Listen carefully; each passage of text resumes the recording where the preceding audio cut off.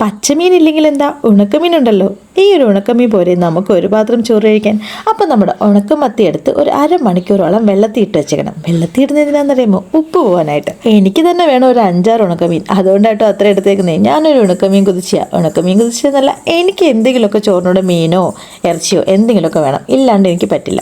അപ്പോൾ അതവിടെ ഉപ്പൊക്കെ പോട്ടെ. ആ സമയം കൊണ്ട് നമുക്കൊന്ന് മോരുണ്ടാക്കാം. മോരും വെള്ളമല്ല, നല്ല കട്ട മോര് തന്നെ. സവാളയും ഇഞ്ചിയും വെളുത്തുള്ളിയും വെളുത്തുള്ളി എന്നിട്ടേക്കല്ലേ, സവാളയും ഇഞ്ചിയും പച്ചമുളകും കറിവേപ്പിലിട്ട് നമുക്ക് മോരും കൂടി ആക്കിയെടുക്കാം. അത് നമ്മുടെ ഉണക്കമീൻ്റെ ഉപ്പൊക്കെ പോയി കിട്ടിയിട്ടുണ്ട്. നമുക്കതൊന്ന് വൃത്തിയാക്കി ഫ്രൈ ചെയ്യാൻ വയ്ക്കാം. കുറച്ച് മുളക് പൊടിയും മഞ്ഞൾപ്പൊടിയും ഒക്കെ ചേർത്തിട്ടാണ് കേട്ടോ ഫ്രൈ ചെയ്യുന്നത്. ഫ്രൈ ആയി വരുമ്പോഴത്തേക്ക് അതിനകത്തേക്ക് കുറച്ച് സവോളയും പച്ചമുളകും കറിവേപ്പിലും ഇട്ട് കൊടുത്തു കഴിഞ്ഞാൽ ഭയങ്കര സ്വാദാണ് കേട്ടോ. സവോളയെക്കാളും ടേസ്റ്റ് കൊച്ചുള്ളിയാണ്, പക്ഷേ എനിക്ക് കുഞ്ഞുള്ളി ഇല്ലായിരുന്നു, അതുകൊണ്ട് ഞാൻ സവോള ഇട്ടത്. സത്യം പറഞ്ഞാൽ അത് മാത്രം മതി ചോറ് കഴിക്കാൻ. അതൊന്ന് ട്രൈ ചെയ്യണം കേട്ടോ. ട്രൈ ചെയ്യാത്തവരായിട്ട് ആരും കാണത്തില്ല, എല്ലാവരും ചെയ്യുന്നതാണ് കേട്ടോ അത്. പിന്നെ അതിൻ്റെ കൂടെ നമ്മുടെ ചുട്ടരച്ച ചമ്മന്തി. അതിനിടയ്ക്ക് ഞാൻ ചുട്ടരച്ച ചമ്മന്തി അരച്ചു, പക്ഷെ അത് വീഡിയോ എടുക്കാൻ പറ്റിയില്ലടോ. അപ്പോൾ അത്രയേ ഉള്ളൂ കേട്ടോ. ഇന്നത്തെ നമ്മുടെ ലഞ്ച് കുശാലായിട്ടോ.